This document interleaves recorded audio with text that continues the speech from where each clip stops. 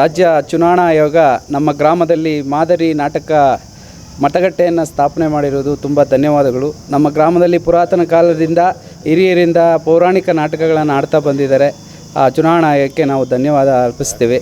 ಈ ದಿನ ಮತದಾನವನ್ನು ಎಲ್ಲರೂ ಸೇರಿ ಮತದಾನ ಮಾಡ್ತೀರಿ, ಅದಕ್ಕೆ ಸಹಕಾರ ನೀಡಿದ್ದಕ್ಕೆ ಧನ್ಯವಾದಗಳು. ನಾವು ಪೌರಾಣಿಕ ಕಲಾವಿದರು, ಒಂದು ಗುರುತು ಇರಲಿ, ಹಳ್ಳಿ ಸೊಗಡು ಇರಲಿ ಅನ್ನೋ ಒಂದು ಕಾರಣಕ್ಕಾಗಿ ಪಂಚಾಯಲ್ ಬಂದಿದೆ. ಇಲ್ಲ, ಗ್ರಾಮದಲ್ಲಿ ಎಲ್ಲ ಥರದ ಜಾಹೀರಾತುಗಳನ್ನು ನಾವು ಮಾಡಿದ್ದೀರಿ.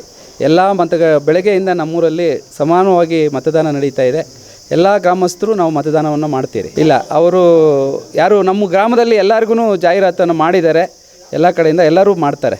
ಮಾಡೋರು ದಯವಿಟ್ಟು ಎಲ್ಲರೂ ಬಂದು ಮತದಾನ ಮಾಡಬೇಕಾಗಿ ತಮ್ಮಲ್ಲಿ ಸವಿನಯ ಪ್ರಾರ್ಥನೆ. 2024ರ ಲೋಕಸಭಾ ಚುನಾವಣೆ ನಿಮಿತ್ತ ಬೆಂಗಳೂರು ಗ್ರಾಮಾಂತರ ಲೋಕಸಭಾ ಕ್ಷೇತ್ರ ವ್ಯಾಪ್ತಿಯ ಆನೇಕಲ್ ವಿಧಾನಸಭಾ ಕ್ಷೇತ್ರದ ಗೆರಟಗಿನಬೆಲೆ ಬೂತ್ ನಂಬರ್ 378ರಲ್ಲಿ ಸುಮಾರು 940 ಮತದಾರರನ್ನ ನೋಂದಣಿ ಇರತಕ್ಕಂಥ ಈ ಒಂದು ಮತಗಟ್ಟೆಯಲ್ಲಿ ಇವತ್ತು ಗೆರಟಗಿನಬೆಲೆ ಗ್ರಾಮದ ಜನತೆ ಬೆಳಗ್ಗೆಯಿಂದಲೂ ಸಹ ಬಹಳ ಉತ್ಸಾಹದಿಂದ ಮತ ಚಲಾವಣೆಗೆ ಮತಗಟ್ಟೆ ಕಡೆ ಬರ್ತಾ ಇದ್ದಾರೆ. ಅದೇ ರೀತಿ ಈ ಗ್ರಾಮದ ಯುವಕರು ಕೂಡ ವಿದ್ಯಾವಂತರು, ಈಗ ತುಂಬಾ ಅರಿವಿರತಕ್ಕಂಥವರು. ಇವತ್ತು ಸಾಮಾಜಿಕ ಜಾಲತಾಣಗಳಿರ್ಬೋದು, ಮೀಡಿಯಾಗಳಲ್ಲಿರ್ಬೋದು, ಮತ್ತೆ ಟಿವಿ ಮಾಧ್ಯಮಗಳಲ್ಲಿ ಹಲವಾರು ವಿಚಾರಗಳನ್ನು ನೋಡ್ತಾ ಇರತಕ್ಕಂಥ ಸಂದರ್ಭದಲ್ಲಿ ನಾವು ಮತದಾನ ಒಂದು ಕಡ್ಡಾಯ ನಮ್ಮ ಮತದಾನ ಮಾಡಬೇಕು ಅನ್ನುವಂತಹ ನಿಟ್ಟಿನಲ್ಲಿ ಇವತ್ತು ನಮ್ಮೂರಿನ ಜನ ಎಲ್ಲರೂ ಕೂಡ ಮತಗಟ್ಟೆ ಕಡೆ ಧಾವಿಸಿ ಬಹಳ ಜಾಗೃತವಾಗಿ ನಾವು ಬೆಳಗ್ಗೆನೇ ಮತ ಹಾಕ್ಬಿಡಬೇಕು ಅನ್ನೋ ನಿಟ್ಟಿನಲ್ಲಿ ಬಂದು ಮತ ಆಗ್ತಾ ಇದ್ದಾರೆ.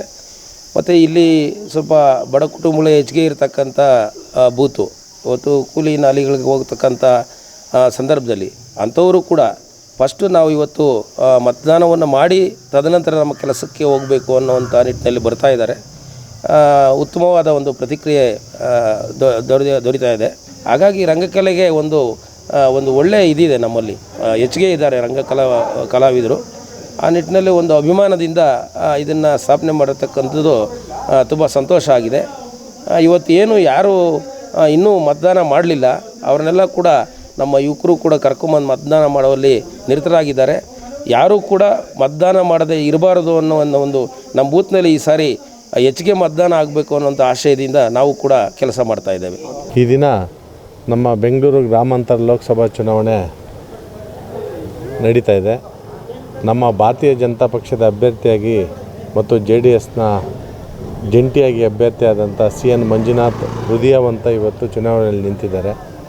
ವಿರುದ್ಧ ನಮ್ಮ DK ಸುರೇಶ್ ಅವರು ಕಾಂಗ್ರೆಸ್ ಪಕ್ಷದಿಂದ ನಿಂತಿದ್ದಾರೆ. ನಾವಿವತ್ತು ಹೃದಯವಂತನಿಗೆ ಮತ ಕೊಡ್ತಾ ಇದ್ದೀವಿ. ನಮಗೆ ತುಂಬ ಸಂತೋಷ ಆಗ್ತಾಯಿದೆ. ನಾವು ನಮ್ಮ ಹೃದಯವಂತನ ಈ ಸಾರಿ ಭಾರತೀಯ ಜನತಾ ಪಕ್ಷದ ಕಾರ್ಯಕರ್ತರು, JDS ಕಾರ್ಯಕರ್ತರ ಒಂದು ಶ್ರಮದಿಂದ ಜನಗಳಿಗೆ ಸೇವೆ ಮಾಡಿರ್ತಕ್ಕಂಥ ಹೃದಯವಂತನ ಒಂದು ಸೇವೆಯಿಂದ ಜನನೇ ತೀರ್ಮಾನ ಮಾಡಿ ಮತ ಹಾಕ್ತಾಯಿದ್ದಾರೆ.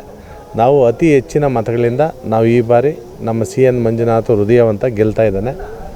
ನಮ್ಮ ತಾಲೂಕಿನಾದ್ಯಂತ, ಆನೇಕಲ್ ತಾಲೂಕಿನಾದ್ಯಂತ ನಾವು ಹೆಚ್ಚಿನ ಮತಗಳನ್ನು ನಮ್ಮ CN ಮಂಜುನಾಥ್ ಅವರಿಗೆ ಕೊಡ್ತಾಯಿದ್ದೀವಿ. ನಮ್ಮೆಲ್ಲ ಕಾರ್ಯಕರ್ತರು ಈಗಾಗಲೇ ನಾನು ಎಲ್ಲ ಭಾಗದಲ್ಲೂ ವಿಚಾರನ ತಿಳ್ಕೊಂಡಿದ್ದೀನಿ. ನಾನು ಕೆಲವು ಭಾಗದಲ್ಲಿ ಹೋಗಿದ್ದೀನಿ. ನಾವು ಪ್ರತಿಯೊಂದು ಬೂತಲ್ಲೂ ಮುಂಚೂಣಿಯಲ್ಲಿರ್ತೇವೆ. ಯಾಕೆಂದರೆ ಮತದಾರ ತೀರ್ಮಾನ ಮಾಡಿದ್ದಾನೆ. ಯಾಕೆಂದರೆ ಅವರು ತುಂಬ ಜನಕ್ಕೆ ಸಹಾಯ ಮಾಡಿದ್ದಾರೆ. ಈ ಹೃದಯವಂತನ ನಾವು ಒಂದು ಪದ್ಮಶ್ರೀ ಪ್ರಶಸ್ತಿ ಪಡೆದಂಥ ವ್ಯಕ್ತಿನ ಸೋಲಿಸಬಾರ್ದು. ಈ ಸಮಾಜದಲ್ಲಿ ಸತ್ಯಕ್ಕೆ ಜಯ ಕೊಡಬೇಕು, ನ್ಯಾಯಕ್ಕೆ ಒಂದು ಶಕ್ತಿಯನ್ನು ತುಂಬಬೇಕು ಅಂತೇಳಿ ತೀರ್ಮಾನ ಮಾಡಿದ್ದಾರೆ ಮತದಾರರು. ಆ ಕಾರಣದಿಂದ ನಮ್ಮ ನಾರಾಯಣಸ್ವಾಮಿ ಅವರ ನೇತೃತ್ವದಲ್ಲಿ ಆನೇಕಲ್ ತಾಲೂಕಿನ ಎಲ್ಲ ಕಾರ್ಯಕರ್ತರು ಏನು ಚುನಾವಣೆ ನಡೆಸಿದ್ವಿ, ನಾವು ಈ ಬಾರಿ ಯಶಸ್ವಿಯಾಗಿ ಮುಂಚೂಣಿಯಲ್ಲಿ ನಮ್ಮ ಭಾರತೀಯ ಜನತಾ ಪಕ್ಷಕ್ಕೆ ಮತ ತಗೊಳ್ಳೋ ಮುಖಾಂತರ ನಾವು ಜಯಶೀಲರನ್ನಾಗಿ ನಮ್ಮ CN ಮಂಜುನಾಥರನ್ನು ಮಾಡ್ತೇವೆ. ಈಗ ನಮ್ಮ ಭಾರತ ದೇಶದಲ್ಲಿ ಇವತ್ತು ನಮ್ಮ ದೇಶಕ್ಕೆ ನರೇಂದ್ರ ಮೋದಿ ಬೇಕಾಗಿದೆ. ನರೇಂದ್ರ ಮೋದಿಯವರ ಒಂದು ದೇಶಭಕ್ತಿ, ದೇಶ ಸೇವೆ, ದೇಶ ಅಭಿವೃದ್ಧಿ ಕಡೆ ಹೋಗ್ತಾ ಇರೋದು, ಇದೆಲ್ಲ ಪ್ರಜ್ಞಾವಂತರಿದ್ದಾರೆ, ವಿದ್ಯಾವಂತರಿದ್ದಾರೆ. ಅಪಾರ್ಟ್ಮೆಂಟ್ಸಲ್ಲಿರೋ ಪುಣ್ಯಾತ್ಮರು, ಅವ್ರ ಮೇಲೇನೂ ದೇಶವನ್ನು ಕಾಪಾಡೋ ಶಕ್ತಿ ಇದೆ. ಮತದ ಮೇಲೇ ಎಲ್ಲ ಶಕ್ತಿ ಇರೋದು. ಆ ಕಾರಣದಿಂದ ಅವರೆಲ್ಲ ಇವತ್ತು ನಮ್ಮ ಗ್ರಾಮಾಂತರ ಭಾಗದಲ್ಲಂತೂ ಹೆಚ್ಚಾಗಿ ಅಪಾರ್ಟ್ಮೆಂಟಲ್ಲಿರೋರು ಬಂದು ಮತ ಹಾಕ್ತಾಯಿದ್ದಾರೆ. ಒಂದು ಕಡೆ ದೇವದೂತ, ಇನ್ನೊಂದು ಕಡೆ ಹೃದಯವಂತ, ಇವರಿಬ್ಬರಿಗೂ ಮತ ಹಾಕೋದು ನಮ್ಮ ಭಾಗ್ಯ. ಆ ಕಾರಣದಿಂದ ಪ್ರತಿಯೊಬ್ಬರೂ ಈ ಸಾರಿ ಮತವನ್ನು ಹೆಚ್ಚಾಗಿ ಈ ನ್ಯಾಯಕ್ಕೆ ಧರ್ಮಕ್ಕೆ ಒಂದು ಬದ್ಧತೆಯನ್ನು ಕೊಡ್ತಾ ಇದ್ದಾರೆ. ನಾನು ಈ ಸಂದರ್ಭದಲ್ಲಿ ಇವತ್ತೇನು ಮತ ಮಾಡ್ತಾ ಇದ್ದಾರೆ ಎಲ್ರಿಗೂ ಶುಭವನ್ನು ಕೋರ್ತೇನೆ. ಯಾಕೆಂದರೆ ಇವತ್ತು ಹೃದಯವಂತನಿಗೆ ಮತ ಆಗ್ತಾ ಇರೋದು ಅತಿ ಹೆಚ್ಚು ಮತಗಳನ್ನು ಕೊಡ್ತಾ ಇದ್ದೀರಾ. ಬಿಸಿಲು ಅನ್ನೋದು ಬಿಟ್ಟು ಬೆಳಗ್ಗೆ 7ರಿಂದನೇ ಶುರುವಾಗಿತ್ತು. ಎಲ್ಲರೂ ಆಗಲೇ 20 ಅಡಿ 30 ಅಡಿ ಕ್ಯೂವಲ್ಲಿ ನಿಂತಿದ್ದಾರೆ. ಅಂದರೆ ನಮ್ಮ ಅಪಾರ್ಟ್ಮೆಂಟಲ್ಲಿರೋ ಪ್ರಜ್ಞಾವಂತರು ವಿದ್ಯಾವಂತರು ಮತ ಆಗ್ತಾ ಇರೋದು ಒಂದು ಸಂತೋಷ. ಎಷ್ಟು ಸೀಟ್ ಬರ್ಬೋದು? ನಾವು 25 ಸೀಟು 100% ಕರ್ನಾಟಕ ರಾಜ್ಯದಲ್ಲಿ ಗೆಲ್ತೇವೆ. 400ರಿಂದ 420 ಸೀಟು ನಾವು ಇಟ್ಕೊಂಡಿದ್ದೀವಿ. 411 412 ಬರಲಿಲ್ಲ ಅಂದರೆ ನೆಕ್ಸ್ಟ್ ಮಾಧ್ಯಮದಲ್ಲಿ ನಾನು ಮಾತಾಡಲ್ಲ. ಅಷ್ಟು ಸೀಟ್ ಬರ್ತದೆ. ನಾವು ಭಾರತ ದೇಶವನ್ನು ನಮ್ಮ ನರೇಂದ್ರ ಮೋದಿಯವರ ಒಂದು ನಾಯಕತ್ವದಲ್ಲಿ ನಮ್ಮ ದೇಶವನ್ನು ಪ್ರಪಂಚದಲ್ಲಿ ಅತಿ ಹೆಚ್ಚಿನ ಮೇಲ್ಮಟ್ಟಕ್ಕೆ ತಗೊಳ್ಳೋಗೋ ಶಕ್ತಿ ನಮ್ಮ ಭಾರತ ಅನ್ನೋದು ತೋರಿಸೋ ಅಷ್ಟು ಶಕ್ತಿ ಅವ್ರಿಗಿದೆ. ಅವ್ರಿಗೆಲ್ಲ ನಾವು ಕೈ ಬಲಪಡಿಸೋದಕ್ಕೆ ನೀವು ಸೇರಿ ಅವರಿಗೆ ಕೈ ಬಲಪಡಿಸ್ಬೇಕು, ನಾವು ಸೇರಿ ಕೈ ಬಲಪಡಿಸ್ಬೇಕು. ಎಲ್ಲ ವಿದ್ಯಾವಂತರು ಶ್ರದ್ಧೆಯಿಂದ ಇವತ್ತು ಒಂದು ಹಾಫ್ ಆನ್ ಅವರು ಟೈಮನ್ನು ಕೊಟ್ಟು ತಾವೆಲ್ಲ ಮತವನ್ನು 5 ಗಂಟೆವರೆಗೂ ಏನು ಕಾಲಾವಕಾಶ ಇದೆ ನೀವೆಲ್ಲ ಬಂದು ಮತ ಹಾಕಬೇಕು. ನಮ್ಮ ದೇಶವನ್ನು ಸಮೃದ್ಧಿ ಮಾಡೋದಕ್ಕೆ ಒಬ್ಬ ನಾಯಕ ಇದ್ದಾನೆ. ಆ ನಾಯಕ ಇದ್ದಂಗೆ ನಾವೆಲ್ಲನೂ ನಮ್ಮ ದೇಶವನ್ನು ಬಲಪಡಿಸ್ಕೊಂಡು ಹಿಂದೂ ರಾಷ್ಟ್ರವನ್ನಾಗಿ ಮಾಡಬೇಕಾಗಿ ತಮ್ಮಲ್ಲಿ ಕಳಕಳೆಯಿಂದ ಮತದಾರರ ಪರವಾಗಿ ನಾನು ಕೇಳ್ಕೊಡ್ತೀನಿ. 26ನೇ ತಾರೀಕು 4ನೇ ತಿಂಗಳು 2024ರಂದು ಮೊದಲನೇ ಹಂತದ ಎಲೆಕ್ಷನ್ ನಡೀತಾ ಇದೆ. ಈ ಎಲೆಕ್ಷನ್ಗೆ ಇವತ್ತೊಂದು ದಿವಸ ಎಲ್ಲ ಮಹಿಳೆಯರು ಪುರುಷರು ಎಲ್ಲರೂ ಬಂದು ಮತ ಹಾಕ್ತಾ ಇದ್ದಾರೆ. ಈ ಮತಗಟ್ಟೆಗೆ ಇನ್ನೂ ಹೆಚ್ಚಿನ ಸಂಖ್ಯೆಯಲ್ಲಿ ಜನಸಂಖ್ಯೆ ಬರಬೇಕು ಅಂತ ಅಂದ್ಬಿಟ್ಟು ಈ ಸಂದರ್ಭದಲ್ಲಿ ನಾನು ಕೇಳ್ತಾ ಇದ್ದೀನಿ.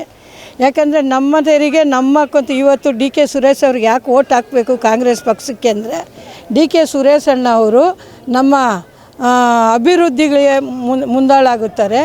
ಮತ್ತು ಬಂದ್ಬಿಟ್ಟು ನಂಬರ್ 1 ಸಂಸದರು ಅಂದರೆ ನಮ್ಮ ಡಿ ಕೆ ಸುರೇಶ್ ಅಣ್ಣ.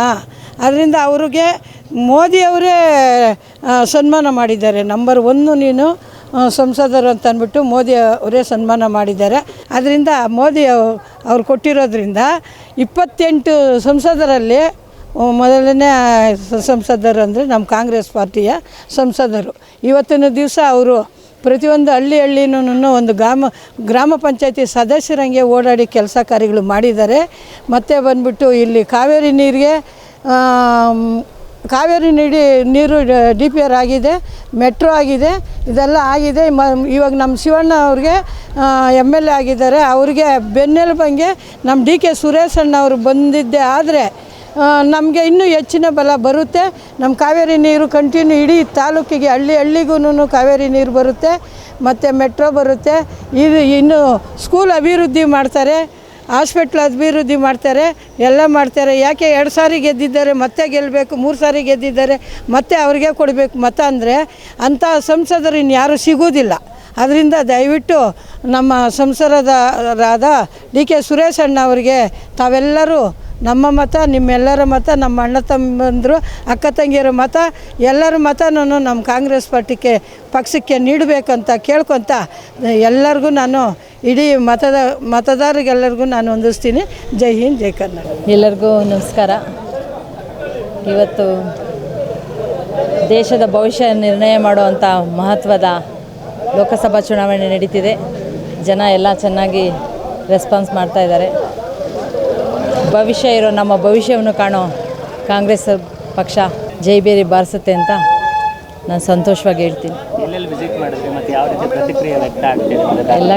ಎಲ್ಲ ಕಡೆ ಪ್ರತಿಕ್ರಿಯೆ ಚೆನ್ನಾಗಿದೆ. ನಾನು ಆನೇಕಲ್ ತಾಲೂಕೆಲ್ಲ ಎಲ್ಲ ಕಡೆ ಬೆಳಗ್ಗೆಯಿಂದ ಹೋಗಿ ಬಂದಿದ್ದೀನಿ. ಎಲ್ಲ ಕಡೆ ಚೆನ್ನಾಗಾಗಿದೆ. ನಮ್ಮನ್ನು ರಕ್ಷಣೆ ಮಾಡೋ ಸರ್ಕಾರ ನಮಗೆ ಬೇಕು, ನಮ್ಮನ್ನು ಕಾಪಾಡೋ ಸರ್ಕಾರ ನಮಗೆ ಬೇಕು. ಹಾಗಾಗಿ ಕಾಂಗ್ರೆಸ್ ಪಕ್ಷನೇ ಬರುತ್ತೆ. ಈಗ ಗ್ಯಾರಂಟಿ ಯೋಜನೆಗಳು ಕೈ ಹಿಡಿಯುತ್ತಾ? ಖಂಡಿತ ಗ್ಯಾರಂಟಿ ಯೋಜನೆಗಳು ಎಲ್ಲರ ಭವಿಷ್ಯನ ನಿರ್ಧಾರ ಈಗಾಗಲೇ ಮಾಡಿದೆ, ಇನ್ನು ಮುಂದಕ್ಕೂ ನಿರ್ಧಾರ ಮಾಡುತ್ತೆ. ಹಾಗಾಗಿ ಕಾಂಗ್ರೆಸ್ ಪಕ್ಷನೇ ಜೈಬೇರಿ ಬಾರಿಸುತ್ತೆ. ಮತ್ತು ಡಿ ಕೆ ಸುರೇಶ್ ಅವರು MP ಆಗ್ತಾರೆ? ಖಂಡಿತ ಅವರೇ ಆಗಬೇಕು. ಅವ್ರ ಕೈಯಲ್ಲೇ ಜನರ ಭವಿಷ್ಯ ಇರೋದು. ಹಾಗಾಗಿ ಕಾಂಗ್ರೆಸ್ ಪಕ್ಷನೇ ಬರುತ್ತೆ. ಈ ಒಂದು ದಿನ ನಾವು ಡಿ ಕೆ ಸುರೇಶ್ ಅವರ ಪರವಾಗಿ ಮತಯಾಚನೆ ಮಾಡ್ತಾಯಿದ್ದೀವಿ. ನಮ್ಮ ಬಳ್ಳೂರು ಗ್ರಾಮದಲ್ಲಿ ಅತಿ ಹೆಚ್ಚಿನ ಬಹುಮತ ಡಿ ಕೆ ಸುರೇಶ್ ಅವರಿಗೆ ಬರುವುದರಲ್ಲಿ ಯಾವುದೇ ಸಂಶಯವಿಲ್ಲ. ನಾವು ನಮ್ಮ ಗ್ರಾಮದ ಎಲ್ಲ ಯುವಕರು ನಮ್ಮ ಎಲ್ಲರೂ ಸೇರಿ ಒಟ್ಟಾಗಿ ಕಾಂಗ್ರೆಸ್ ಪರವಾಗಿ ನಾವು ಪ್ರಚಾರ ಮಾಡಿದ್ದೀವಿ. 100% ಭಾಗ DK ಸುರೇಶ್ರವರೇ ಗೆಲ್ಲೋದು. ನಮ್ಮ ಬೂತಲ್ಲಿ 99% ಕಾಂಗ್ರೆಸ್ ಲೀಡ್ ಬರ್ತದೆ ಅಂತ ನಾವು ಭರವಸೆ ಕೊಡ್ತೀವಿ. ಬಂದೇ ಬರ್ತದೆ, ಅಷ್ಟು ಶ್ರಮ ಪಟ್ಟಿದ್ದೀವಿ. ಎಲ್ಲರೂ ಕಾಂಗ್ರೆಸ್ ಪರವಾಗೇ ಇದ್ದೀವಿ. ಕಾಂಗ್ರೆಸ್ಸೇ ಈ ಸರಿ ಜೈಬರಿ ಬಾರಿಸೋದು. DK ಸುರೇಶ್ ಅವರು 100% ಗೆದ್ದೇ ಗೆಲ್ತಾರೆ. ಬೆಳಗ್ಗೆಯಿಂದ ನಮ್ಮ ಬಳ್ಳೂರು ಗ್ರಾಮ ಪಂಚಾಯಿತಿಯಲ್ಲಿ ನಮ್ಮ DK ಸುರೇಶ್ರವರ ಪರವಾಗಿ ನಮ್ಮ ಕಾಂಗ್ರೆಸ್ ಕಾರ್ಯಕರ್ತರು ಅತಿ ಉತ್ಸಾಹದಿಂದ ಹುಮ್ಮಸ್ಸಿಂದ ಈ ಮತ ಚಲಾವಣೆ ಮಾಡ್ತಾ ಇದ್ದಾರೆ. ಹಾಗೆ ನಮ್ಮ ಈ ಒಂದು ಯಾವ ರೀತಿ ನಮ್ಮ ಕಾಂಗ್ರೆಸ್ಸು ವ್ಯವಸ್ಥೆ ಮಾಡಿಕೊಂಡಿದ್ದಾರೆ ಅಂತ ನಮ್ಮ ಛಲವಾದಿ ಮಹಾಸಭಾ ಅಧ್ಯಕ್ಷರಾದ ವಾಣಿ ಶಿವರಾಮ್ ಅವರು ಬಂದಿದ್ದಾರೆ. ಅವ್ರಿಗೆ ನಾನು ಒಳ್ಳೆ ಸ್ಥಾನಮಾನ ಸಿಗಬೇಕು ಅಂತ ನಾನು ನಮ್ಮ ಕಾಂಗ್ರೆಸ್ ಪಕ್ಷದಲ್ಲಿ ಮನವಿ ಮಾಡಿಕೊಳ್ತೇನೆ.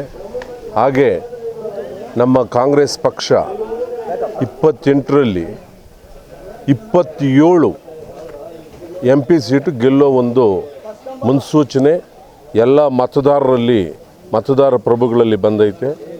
ಅದು ಯಾಕೆ ಅಂದರೆ 10 ವರ್ಷದಿಂದ ಭಾವನೆ ಮತ್ತು ಭಾವನೆಗಳಲ್ಲಿ ನಮ್ಮ ವಿರೋಧ ಪಕ್ಷಗಳು ನಡ್ಕೊಂಡು ಬಂದೈತೆ 10 ವರ್ಷದಿಂದ.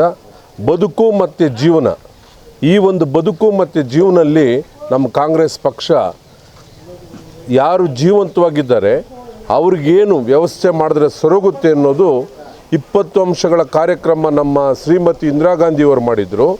ಈಗ ನಮ್ಮ ಮಲ್ಲಿಕಾರ್ಜುನ ಖರ್ಗೆ ಸಾಹೇಬರು ಮತ್ತು ಸಿದ್ದರಾಮಣ್ಣವರು ಹಾಗೆ DK ಶಿವಕುಮಾರ್ ಸಾಹೇಬರು ಪಂಚ ವಾರ್ಷಿಕ ಯೋಜನೆಗಳನ್ನು ಈ ಒಂದು ಗ್ಯಾರಂಟಿ ವ್ಯವಸ್ಥೆಯಲ್ಲಿ ಏನು ಕಡುಬಡತನ ಐತೆ, ಆಮೇಲೆ ಬಾಬಾ ಸಾಹೇಬ್ ಅಂಬೇಡ್ಕರ್ ಅವರು ಏನು ಕನಸು ಕಂಡಿದ್ರು, ಅವರು ಪ್ರತಿಯೊಂದು ಮಕ್ಕಳು ಬೆಳಕಿನಲ್ಲಿ ಓದಬೇಕು ಅನ್ನೋ ಒಂದು ನಿಟ್ಟಿನಲ್ಲಿ ಅವರು ಆಸೆ ಪಟ್ಟಿದ್ದರು.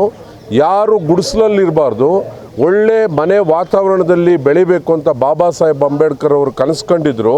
ಅದನ್ನು ಮನಸ್ಸಲ್ಲಿಟ್ಕೊಂಡು ನಮ್ಮ ಕಾಂಗ್ರೆಸ್ ಸರ್ಕಾರ ಎಲ್ಲರಿಗೂ ಗೃಹಲಕ್ಷ್ಮಿ ಮತ್ತು 200 ಯೂನಿಟ್ ಉಚಿತ ವಿದ್ಯುತ್ ಶಕ್ತಿಯನ್ನು ಕೊಟ್ಟಿರೋದು, ಮತ್ತು ಶಕ್ತಿ ಯೋಜನೆ, ಮತ್ತು ಡಿಗ್ರಿ ಮತ್ತು ಡಿಪ್ಲೊಮಾ ಓದಿರೋರಿಗೆ ಯುವನಿಧಿ 3000 ತಲಾ 1500 ರೂಪಾಯಿ ಕೊಟ್ಟಿರೋದು. ಇದು ಮಹತ್ವಾಕಾಂಕ್ಷದ ಯೋಜನೆಗಳು.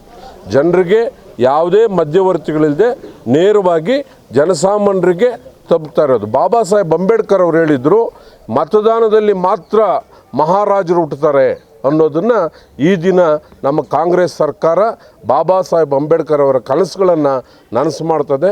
ನಮ್ಮ ಬಳ್ಳೂರು ಗ್ರಾಮ ಪಂಚಾಯಿತಿಯಲ್ಲಿ ಎಲ್ಲ ಮತದಾರ ಪ್ರಭುಗಳು ಕರ್ನಾಟಕ ಸರ್ಕಾರ, ಕಾಂಗ್ರೆಸ್ ಸರ್ಕಾರ ಇದೆ, ಮತ್ತು ಕಾವೇರಿ ನೀರು ನಮ್ಮ ಗ್ರಾಮ ಪಂಚಾಯತಿಗೆ ಬರುವ ಒಂದು ಒತ್ತು ಇಟ್ಕೊಂಡಿದ್ದೀವಿ.